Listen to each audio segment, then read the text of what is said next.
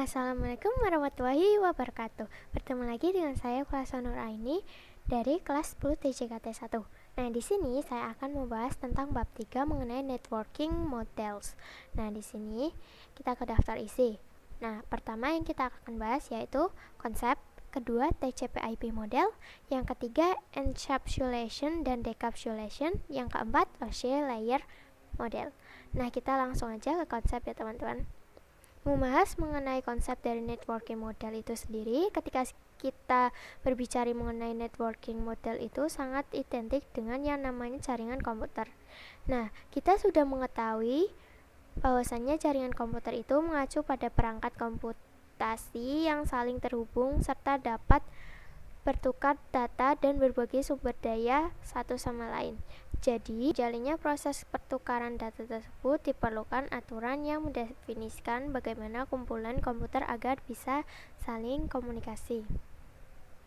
Nah, di sini aturannya itulah yang disebut dengan networking models. Jadi, bagaimana setiap vendor dapat saling berkomunikasi dengan open standard networking model yang tersedia. Untuk saat ini, open standard networking model yang tersedia dan terkenal ada dua, yaitu TCP/IP model dan OSI model. Nah, di sini ada before open networking model exists, each vendor created their own network model, yang di sini ada on 1974. IBM Created System Architecture Network yang disingkat dengan SNA, dan di sini juga ada other vendor also create their own networking model. Nah, di sini juga ada after open networking model exist, yaitu all vendor use same network model with is TCP atau IP. Yang keduanya ada each vendor use sama networking model and can communicate each other. Nah, di sini juga ada foto after open networking model exists. Di sini ada vendor 1, TCP atau IP-nya, dan kedua itu IBM, TCP atau IP-nya, dan di sini juga ada vendor 2. Kita selanjutnya ada TCP atau IP model. TCP/IP model merupakan jenis networking model yang saat ini sering digunakan. Jadi, TCP atau IP itu didefinisikan suatu protokol komputer agar antar komputer, utamanya yang berbeda network, itu bisa saling berkomunikasi. Nah, untuk membantu dalam memahaminya, setiap networking model itu dipecah menjadi bagian-bagian kecil yang disebut sebagai layer. Secara dokumentasi, TCP atau IP model terdiri dari 4 layers. Namun, penerapan dalam real networks, TCP atau IP model lebih mudah untuk dibagi menjadi 5 layer. Nah, di sini ada gambar layer-layernya ya teman-teman. Yang pertama ada application, transport, internet, network access, application, transport, network, data link, dan physical. Nah, selanjutnya di sini ada IP model application layer. Nah, application layer sendiri berfungsi sebagai antarmuka dengan aplikasi, mengatur bagaimana aplikasi dapat mengakses jaringan dan kemudian membuat pesan-pesan berskala. Di antara contoh service dari application layer itu seperti HTTP, POP3, SMTP, IMAP, SSH, DSB.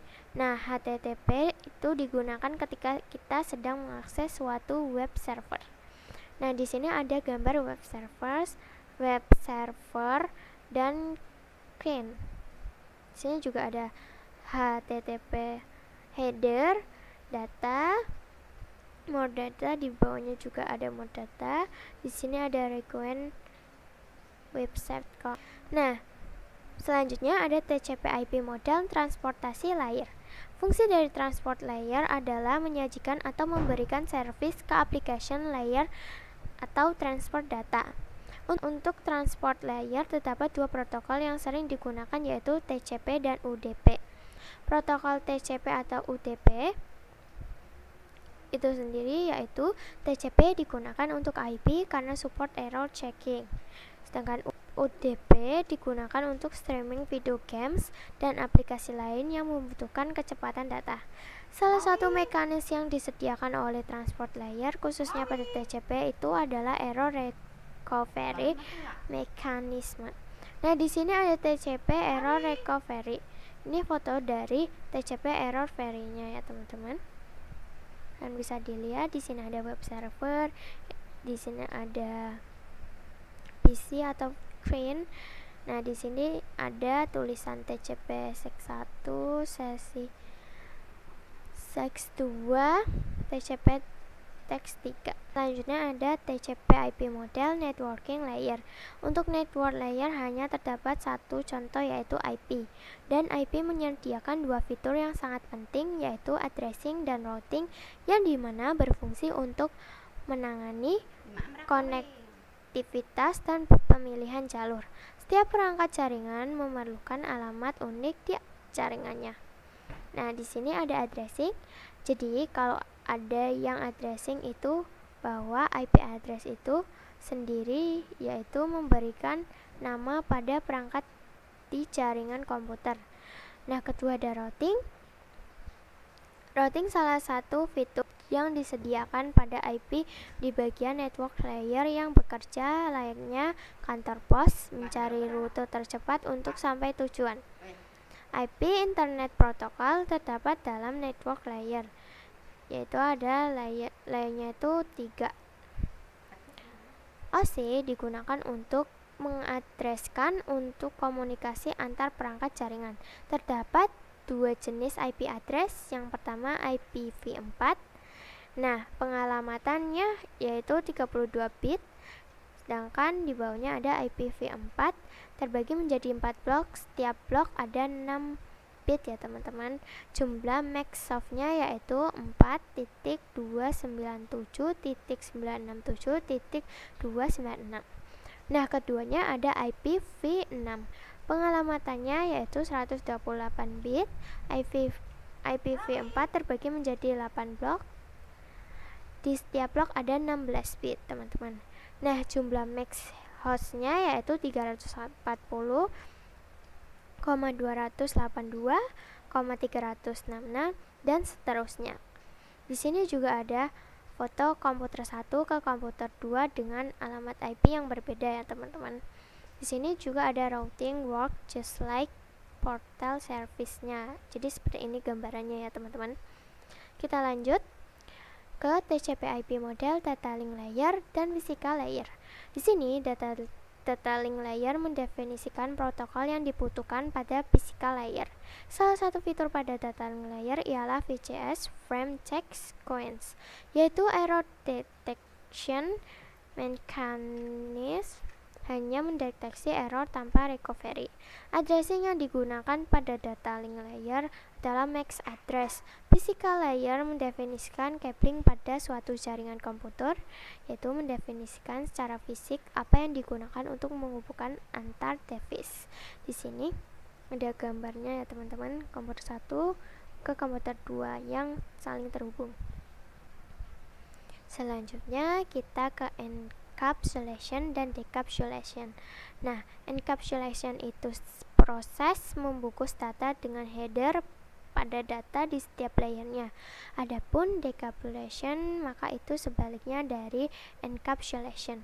Di sini juga ada name of TCP/IP message, yaitu yang pertama ada application layer ke data, yang kedua transport layer data plus TCP header ke segmen, yang ketiga ada network layer ke data ke TCP header plus IP sama dengan IP paket, yang keempat ada data link layer ke data tambah TCP header tambah IP ke DL header dan DL trailer atau frame.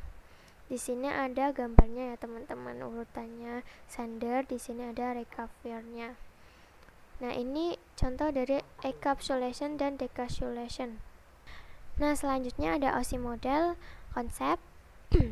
Untuk saat ini model yang sering digunakan hanya TCP atau IP, karena untuk dari sisi perkembangan protokolnya atau modelnya, TCP/IP lebih dominan dibanding OSI layer. Namun, OSI layer biasa dipelajari karena mudah difahami. Sebelum networking model ada, setiap vendor membuat atau memiliki networking modelnya masing-masing. Di sini, karena setiap vendor memiliki networking model yang berbeda-beda, maka komunikasi antar vendor sulit dilakukan. Jadi, usaha untuk membangun suatu jaringan komputer sangat gede. Dan banyaknya vendor tadi itu bagaimana upaya agar tetap bisa berkomunikasi dengan baik antar vendor satu dengan vendor yang lainnya.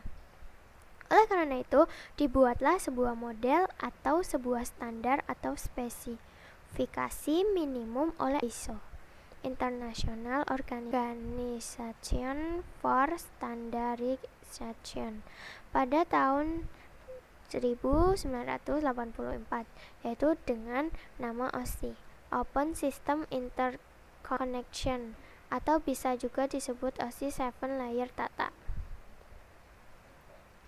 Nah, di sini selanjutnya kita membahas OSI model layer. Terdapat 7 lapisan layer pada OSI model.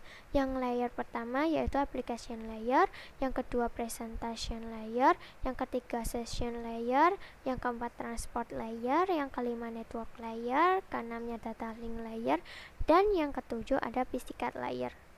Nah, lower layer berkaitan dengan user interface, data formatting, dan communication session 1-4.